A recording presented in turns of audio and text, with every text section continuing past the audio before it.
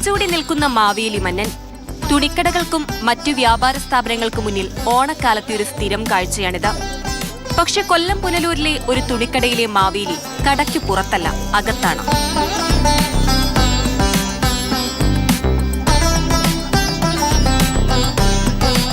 കസവ് വേഷ്ടിയും ഓലക്കുടയും അണിഞ്ഞ് പുറത്തെത്തുന്ന മാവേലിയെ പോലെ അല്ലെങ്കിലും ചന്തത്തിനൊട്ടും കുറവില്ല ഈ മാവേലിക്ക്. തുണിഷോളുകളിലാണ് ഈ മാവേലിയുടെ പിറവി. 10 വർഷമായി സ്ഥാപനത്തിൽ ജോലി ചെയ്യുന്ന ജീവനക്കാരി അനീഷയുടെ കലാവിരുതിലാണ് വ്യത്യസ്തനായ മാവേലിയെ തയ്യാറാക്കിയത്.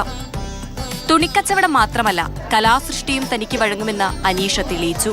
എല്ലാ വർഷവും നമ്മൾ എന്തെങ്കിലുമൊക്കെ ഓണത്തിന് ചെറിയ രീതിയിൽ എന്തെങ്കിലുമൊക്കെ വെറൈറ്റി ചെയ്യാറുണ്ട്.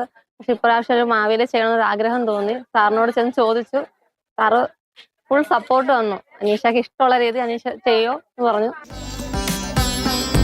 ദിവസങ്ങൾ നീണ്ട പ്രയത്നത്തിനൊടുവിലാണ് മാവേലിയുടെ രൂപം തയ്യാറായത്. 5500-ലധികം ഷോളുകൾ ഇതിനു വേണ്ടി വന്നു. അനീഷയുടെയും 2 സുഹൃത്തുക്കളുടെയും ദിവസങ്ങൾ നീണ്ട പ്രയത്നത്തിനൊടുവിൽ മറ്റുള്ള ജീവനക്കാരും ഉടമകളും മാവേലിയെ കണ്ടു. അപ്പൊ നമ്മുടെ ഇത് വെച്ച് ചെയ്തു. പക്ഷെ ആദ്യമൊക്കെ കുറെ ടെൻഷൻ ഉണ്ടായിരുന്നു, ശരിയാകുമോ എന്ന്. ചെയ്ത് കഴിഞ്ഞപ്പോ സാറിന് വീഡിയോ കാണിച്ചപ്പോ സാറൊക്കെ പറഞ്ഞു അയ്യോ എന്ന് പറഞ്ഞു. അപ്പം അത്ര ഇതായിട്ട് അവർക്ക് ഇഷ്ടപ്പെട്ടു. അപ്പം അതൊക്കെ എല്ലാവരും അറിയണമെന്നൊരാഗ്രഹം തോന്നുന്നു. പിന്നെ നമുക്ക് സഹായത്തിന് 2 കുട്ടികളുണ്ടായിരുന്നു. നമ്മുടെ തന്നെ കൂടെ നിൽക്കുന്ന സ്റ്റാഫാ. അവര് മാക്സിമം ചുരുട്ടി തന്ന ഒരു 1000-1500 ഷാള് തന്നെ ഉണ്ട്.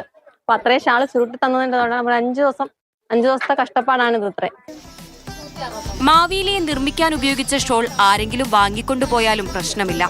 അവിടെ മറ്റൊരു ഷോൾ വെച്ച് വിടവടയ്ക്കും. അങ്ങനെ കുടവയറും തടവി മാവേലി വീണ്ടും ശോഭിക്കും. ഓണം കഴിയുന്ന കാലത്തോളം ഈ മാവേലിയെ ഇങ്ങനെ തന്നെ സൂക്ഷിക്കാനാണ് കടയുടമയുടെയും തീരുമാനം. മാതൃഭൂമി ന്യൂസ്, കൊല്ലം. കണ്ണൻ നായർ ചേരുന്നുണ്ട് തത്സമയം. കണ്ണൻ, ഏത് ജോലിയുടെ ഭാഗമായാലും ഉള്ളിൽ കല എന്നൊരു വാസനയുണ്ടെങ്കിൽ അതെങ്ങനെയായാലും പുറത്തു വരും. ശരിക്ക് അനീഷയുടെ ആ ഒരു കഴിവാണ് നമ്മളവിടെ പുറത്തു കാണുന്നത്. ഒരുപാട് കഷ്ടപ്പെട്ടിട്ടുണ്ടാകുമെന്നത് കാണുമ്പോൾ തന്നെ അറിയാം. കാരണം അത്രയും വലിയ മാവേലിയാണ്. കടയിൽ എത്തുന്നവർക്ക് കൂടി അതൊരു കൗതുക കാഴ്ചയായിരിക്കും അല്ലേ? ഒരു സൂപ്പർ വെറൈറ്റി മഹാബലിയാണ് നമ്മൾ കണ്ടത്. കാര്യം പുനലൂരിലേക്ക് ഈ കടയിലേക്ക് എത്തുന്ന ആൾക്കാർക്കൊക്കെ തന്നെ വ്യത്യസ്തമായൊരു കാഴ്ചയൊരുക്കുകയാണ്. ഓണക്കാലത്ത് നമ്മളുടെ കടകളിലൊക്കെ തന്നെ മുന്നിൽ, തുണിക്കടകളിലെ ആയാലും മറ്റു കടകളിലൊക്കെ തന്നെ മുന്നിലായാലും വലിയ വയറൊക്കെ തടവി ഈ ഓലക്കുടയെ ചൂട് നിൽക്കുന്ന ആൾക്കാരെ നമ്മൾ കാണാറുണ്ട്. മഹാബലിയുടെ വേഷം കെട്ടി നിൽക്കുന്ന ആൾക്കാരെ കാണാറുണ്ട്.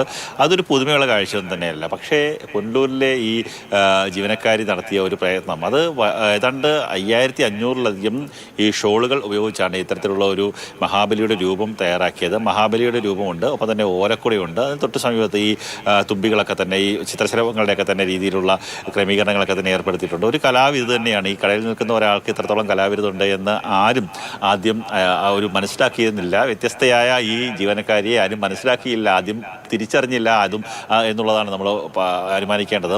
അതിനുശേഷം ഈ കടയിലെ മാനേജറോട് ഇത്തരത്തിലുള്ള ഒരു പ്രവൃത്തി ചെയ്യട്ടെ എന്ന് ചോദിച്ചു. ആദ്യം മാനേജർക്ക് വേണമെങ്കിൽ ചെയ്തോട്ടെ എന്നുള്ള ലെവലിൽ പറഞ്ഞു, എന്നാൽ ചെയ്തു നോക്കൂ എന്ന് പറഞ്ഞു.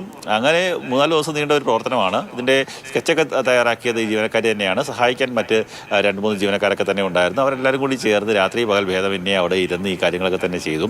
ഈ ഷോളുകൾ ഉപയോഗിച്ച് ഇങ്ങനെ മഹാബലിയുടെ രൂപം ഉണ്ടാക്കാൻ സാധിക്കുമെന്നുള്ളത് ആദ്യമായിട്ടാണ് നമ്മൾ കാണുന്നത്. അതൊരു വ്യത്യസ്ത തരത്തിലുള്ള ഒരു പ്രവൃത്തി തന്നെയാണ്. ആ പ്രവൃത്തി ചെയ്ത ജീവനക്കാരിക്ക് കയ്യടി നൽകേണ്ടത് തന്നെയാണ്. ഇനിയിപ്പം ഏതെങ്കിലും ഒരു ആൾ വന്ന് ആവശ്യക്കാരിയോ വന്നിട്ട് അതേ ആ കിടക്കുന്ന ഒരു കറുത്ത ഷാൾ വേണം, അല്ലെങ്കിൽ ആ പച്ച ഷാൾ ഇനി എടുത്തു തരുമെന്ന് പറഞ്ഞു കഴിഞ്ഞാൽ ആ മഹാബലിയുടെ ശരിയാണ്. കണ്ണൻ പറഞ്ഞതുപോലെ തന്നെ ഓണക്കാലമൊക്കെ ആയാൽ സാധാരണ നമ്മൾ എല്ലാ കടകളുടെ മുമ്പിലും ഒരു മാവേലിയുടെ ഫോട്ടോ ഒട്ടിച്ചതോ അല്ലെങ്കിൽ ഒരു പ്രതിമയൊക്കെയാണ് കാണുക.